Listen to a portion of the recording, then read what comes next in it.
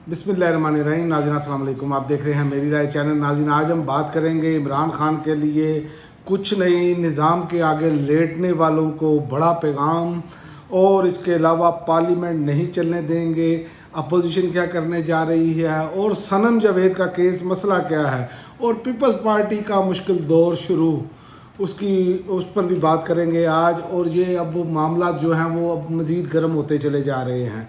उसकी वजह 28वीं तरमीम की गूंज और साहिब इक़्तिदार लोगों के अपने अपने टारगेट्स हैं, और जो हाथों की बांधी थी वो दांतों से खोलने का टाइम आ गया है। चाहे वो पीपल्स पार्टी हो, चाहे वो मुस्लिम लीग नून हो, सियासी जमातों के लिए कोई अच्छी मुझे इसमें नज़र नहीं आ रही। सबसे पहले हम बात करेंगे इमरान खान के हवाले से। तो मुनीर फ़ारूक साहब, जो कि इस्टेब्लिशमेंट के भी करीब समझे जाते हैं, हुकूमत के भी करीब समझे जाते हैं, उनका कहना है कि ज़्यादा से ज़्यादा इमरान खान सिर्फ बुशरा बीबी से मुलाकात करवाई जाएगी इमरान खान की।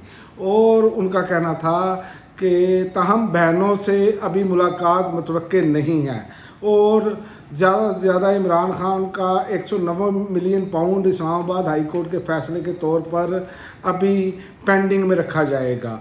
और उनका कहना था कि मगर इनकी आँख और सेहत के हवाले से किसी किस्म की भी कोई मज़ीद सहूलत नहीं दी जाएगी।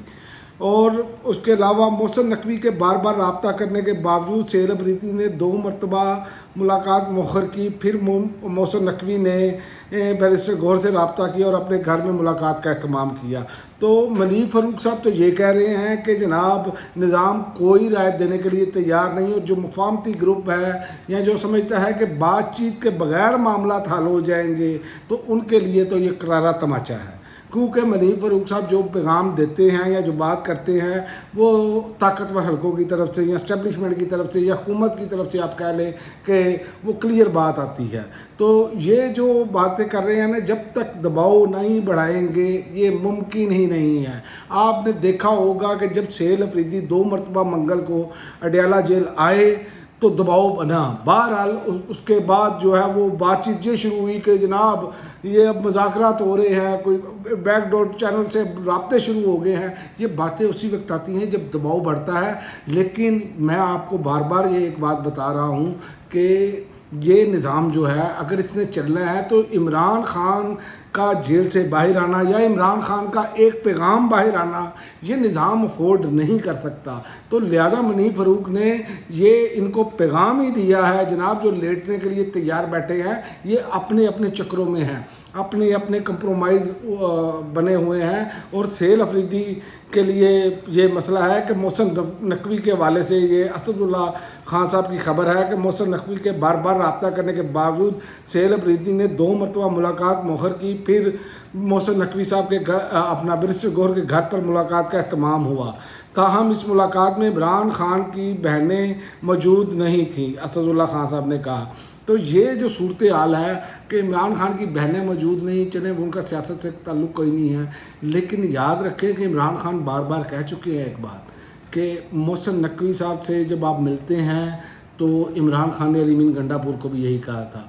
और सेहल अफरीदी अब जैसे मिल रहे हैं और जो अगर ये समझते हैं कि मामला इनके कोई हल हो जाएंगे या इनको कोई इमरान खान को रिलीफ दिलाने में या अपनी हुकूमत बचाने में कामयाब हो जाएंगे, तो ये दोनों में से कोई काम नहीं होगा जब तक दबाव नहीं होगा। ये हो ही नहीं सकता, ये निज़ाम अफोर्ड ही नहीं कर सकता कि किसी तरीके से ऐसे हो। और इसीलिए सेहल अफरीदी को प्रेशर में लाने के लिए शेर अफजल मरवत ने दरख्वास्त जाहिर की, जो वो बंदा जो आपके सामने है कि जो इमरान खान के टिकट पर उस वक्त भी इमरान खान जेल में थे उस पर इस्तीफ़ा देने के लिए तैयार नहीं।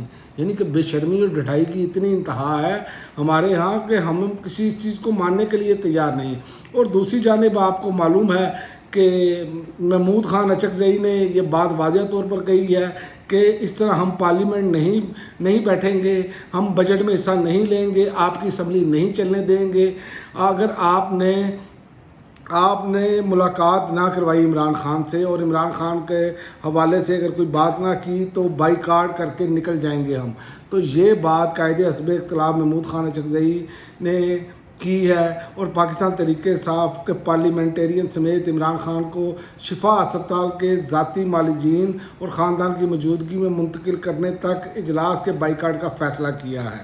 تو یہ صورتحال ہے کہ یہ اب جو صورتحال ہے نا وہ یہی رہ گئی ہے کہ اسمبلی کے اندر بھی احتجاج کرنے سے جو ہے نا وہ پی ٹی آئی جو ہے وہ کترا رہی ہے۔ بھئی اسمبلی کے اندر تو آپ اپوزیشن کریں نا، آپ نے سڑکوں پر نہیں آنا، نہیں آپ میں اتنی ہمت ہے، نہیں آپ عمران خان کے بیانیے کا بوجھ اٹھا سکتے تو اسمبلی میں کم از کم غریب آدمی کے لیے تو آواز اٹھائیں۔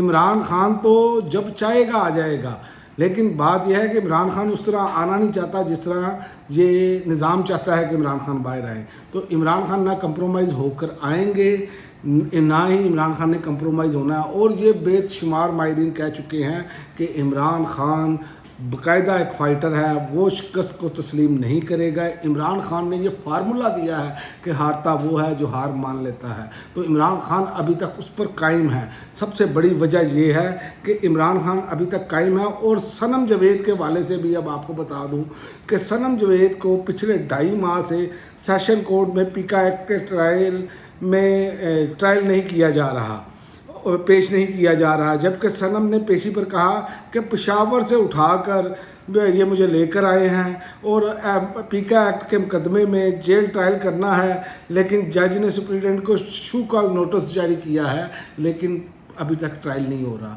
تو یہ جو انصاف کا نظام ہے، جتنا ڈیلے انصاف ہوگا وہ بھی انصاف کا قتل ہے، لیکن ہمارا نظام یہ سمجھ ہی نہیں پا رہے، اس نظام کے جو بینیفیشری لوگ ہیں، کہ یہ ملک آگے نہیں بڑھ سکتا، سرمایہ کاری نہیں آئے گی جب تک اب آپ کے ملک میں رول آف لا نہیں ہوگا، عدلیہ آزاد نہیں ہوگی۔ سرمایہ دار اپنا تحفظ مانگتا ہے، اگر اس کے ساتھ کوئی نہ کوئی 19-20 ہو جائے تو وہ عدالتوں میں جا کے انصاف لے سکے۔ تو یہاں پر تو عدالتوں کا معاملہ ہی کچھ اور بن چکا ہے کہ اب یہ تاثر بن چکا ہے کہ حکومتی طرز پر فیصلے آئیں گے، وہاں سے اجازت ملے گی تو فیصلہ کریں گے۔ تو یہ بہت بڑی بدقسمتی ہے ہماری۔ اور آخر میں آپ کو بات بتا دوں کہ پیپلز پارٹی کے حوالے سے ان کا مشکل دور شروع ہو گیا ہے۔ میں نے شروع میں بات کی کہ ہاتھوں کی باندھی جو ہے نا گرے، وہ دانتوں سے اب کھولنی پڑیں گی۔ پیپلز پارٹی کہتی ہے کہ NFC ایوارڈ ہماری ریڈ لائن ہے، تو اس پر جو ہے وہ افتخار شیرازی اور نے کہا کہ ان کی ساری ریڈ لائن کراس ہونے والی ہیں، اور وہ یا خاموشی سے بیٹھے رہیں گے یا ریڈ لائن کھڑے ہو کر دیکھیں گے کہ کون کون اسے کراس کر رہا ہے۔ یہ اعجاز الحق نے واضح طور پر معنی خیز اس پر تجزیہ پیش کیا ہے، اور اعجاز الحق کا بھی آپ کو معلوم ہونا چاہیے کہ وہ کن کے قریب ہیں اور ان کے معاملات کس طرح کے ہیں۔ تو یہ ساری چیزیں اب دیکھیں کہ 28ویں ترمیم، اب ان کو یہ جو کہتے ہیں کہ فنڈ نہیں ہمارے، یہ NFC کٹوتی ہو جائے گی، فلاں ہو جائے گا، فلاں ہو جائے گا، یہ سب کچھ اپنا ہاتھ کاٹ کر دے چکے ہیں۔ اب یہ اس نظام کے آگے نہیں چل سکتے، ان کے پاس صرف ایک حل ہے، وہ حل ہے عمران احمد خان نیازی، جو کہ اس نظام کے خلاف ڈٹ کر کھڑا ہے۔ اگر اس کے ہاتھ پر بیعت کرتے ہیں اس ایشو پر اور عمران خان کے ساتھ جا کے کھڑے ہو جاتے ہیں تو شاید سیاسی جماعتوں کی کوئی سروائیول ہو جائے، ورنہ باقی سیاسی جماعتیں ختم اور پی ٹی آئی اکیلی رہ جائے گی، اور پی ٹی آئی میں بھی وہ لوگ رہ جائیں گے جو عمران خان کے نظریے کے ساتھ کھڑے ہیں۔ باقی سب کو آپ دیکھیں گے آنے والے دنوں میں سوشل میڈیا نے درگت بنانی ہے، کیونکہ اب عید کے بعد جو ہے جو لوگ کمپرومائز ہیں ان کے خلاف ایک مہم چلے گی سوشل میڈیا پر، جو کہ یہ لوگ ہیں نا یہ اس کی تاب نہیں لا سکیں گے۔ اب تک کے لیے ناظرین اتنا ہی، اگلی ویڈیو تک اجازت دیں، اللہ حافظ۔